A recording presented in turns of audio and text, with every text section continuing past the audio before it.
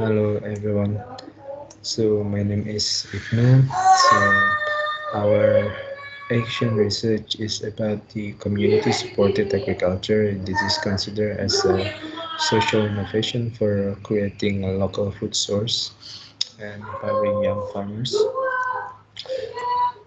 Um, as an introduction, so we know that because of the pandemic of the COVID-19, there has been a disruption to the food value chains logistic and the common long distribution process for food from farm to household or to the table, it is impacted by the lockdown policy due to the pandemic. And we know that the especially urban consumers experience limited food access because of that issue. And another issue is also actually existing long value chain, food value chain, also results in higher carbon emission that are exacerbating climate change. And while on the other side, Indonesia is losing all its farmers in the last decade. There are only about 23% of the 14.2 million people aged between 15 to 24 or young farmers that work in the forestry and agriculture and fishery sectors in 2019. So it means that there is a small number of farmers, especially young farmers, while on the other side, many agriculture graduates are shifted to work in other sector because of lack of agriculture opportunity to work. So,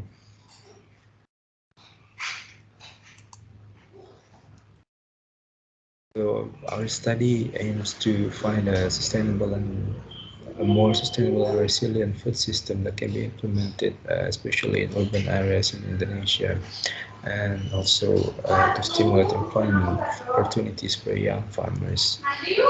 And at the end, we expect also to discuss the implementation of this idea later with you. Methods is we did a literature review on types of farming models that has a shorter value chain or a system suitable to be adapted to situation in Indonesia. And then the selected is currently being tested in Jakarta, and this is kind of participatory approach that we do in this study. So the results is for the literature review, we found that this concept of community-supported agriculture is potential to be implemented. So this is a system where the members of communities, like those who live in the housing complex, to pay sum of money, kind of subscription money upfront to support the farm operation. And the farm is cultivated in the either in the inside the housing area or near the housing area or close to the community. So membership is open for the residents or the community members uh, near the farm's region, and the member become part of farmer producer cooperation that is based on fair income for the farmer principle. And yeah, we argue that this has a potential to be adopted in Indonesia because as we know that Indonesia in urban areas especially there has been growing demand for fresh healthy food, and also there are a number of vacant lands that are yet not to for example like the um, public facility in housing areas that is often being left empty, not really utilized. And on the side, we see that this can be also an answer to address the issue on the job opportunities for the young farmers or agriculture graduates. So this is the steps that we currently implementing in the Jakarta first we do select the area and community target, and then selecting young farmers and then connecting them, and then start the farm, and then the last one, the exit strategy from us as a consultant to this project. So first, in selecting the area and community partner, what we did was we opened an applicant pools where we made advertisement in social media and so on. So they registered to us, and there's some community that we know have potential to do so. We also did the direct approach to them. So we introduced the project as a subsidy-based model project to the community, and then we got some candidates currently, and we screened them based on this criteria. First, they have to be located in urban area, and then at least there are 5 to 10 households committed to be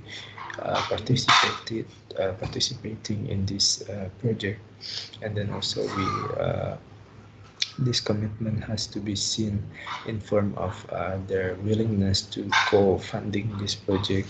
Around 30 to 50% of the total money is needed for the project. And we also look at the feasibility of the land, like for example, like if this is housing area, how is the permit from the developer, and how is the acceptance from the other communities in the area. And then also we look at their commitment to continue or sustain the project, the activity after the project ends, meaning that the assistance from us, and then to the from this, then we did site survey to the like 2 to 3 candidates that are met those criteria. So these are the list of candidates that we have so far, and we got 2 full proposal that already submitted from them to us. One in Tangerang, another one is in Depok, but they're still in urban area. And yeah, they have proposed different types of scheme, but both of them actually suggest aquaponic farm design as the activity that they want to implement. And the one in Depok, they also suggest to mix it with ecotourism for the community, because it's also good for the family to visit this project later as part of the recreational activities for them. And challenges that we are facing currently is in terms of when we're talking about shorter value chain, as in for to reduce greenhouse gases emission. It's still difficult to talk about this to the community because little knowledge about it, and then most of the communities care more about the price of the food products, not really considering the externality from the and comparing short value chain and longer value chain of a food value chain. And then also the community prefer a more flexible management scheme, not so serious scheme in terms of financial management, because yeah, they feel like it takes too much energy and time for them to handle it. And then there's potential problems also with the issue for the permit for to use vacant land in their area. Community needs to put energy to deal with the landowner or housing developer to gain the permit, and also the permit is kind of uncertain because the developer can take over the land anytime when they need it, because so it's kind of temporary permit that they got. And the second step is selecting young farmers. We did the same approach by having the applicant pools.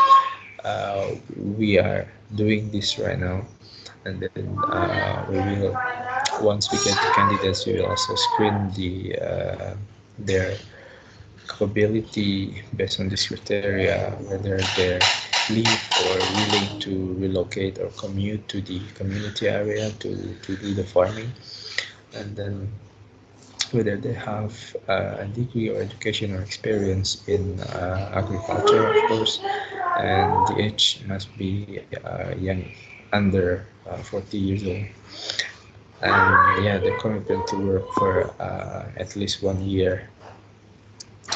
And then yeah, we're just starting to open applicant pools for this, so the candidates that we have now, it's still limited. One of them is the hydroponic community in Greater Jakarta area that mentioned that they're interested to collaborate. And challenges for finding young farmers is uh, there's possible issue on the limitation on the capacity of young farmers to perform the farm. And while on the other side, they might have a high salary expectation, even though their skill is rather uh, probably low. And also maybe this job is still seen as not promising enough compared to other jobs that are available for the agriculture graduates. And the next step is connecting community with young farmers. So after we decide the community target and the young farmer, and then so we're gonna meet them together and then discuss about a more detail on the farm design and yeah, what communities they want to cultivate and so on. And we will anticipate there will be a trust issue between this farmer and the community that we need to address while implementing it. And then yeah, after meeting the community with the young farmers, we will start the execution of these community supported agriculture projects. So basically we will assist the community to establish the management system of the farm, including financing, administration, human resource, current operation, and of course will be assisted by the young farmers and the membership plan. Um, the community members is going to choose a garden manager, probably one of their community members, along with the board support this kind of informal organization. And so these are some membership plan that we have right now. The one on the left is the one that proposed by us, uh, with three types: traditional, subscription, and flexible. While on the other two are those are proposed by the two proposals that we get from the communities.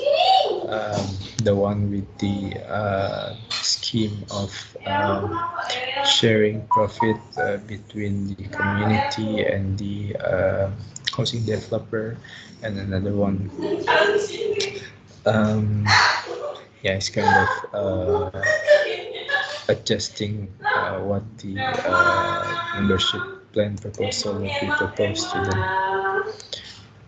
And these are some options for farm design and farm system that we consider, like a regular community garden or using raising beds, hydroponic or aquaponic, or floating cage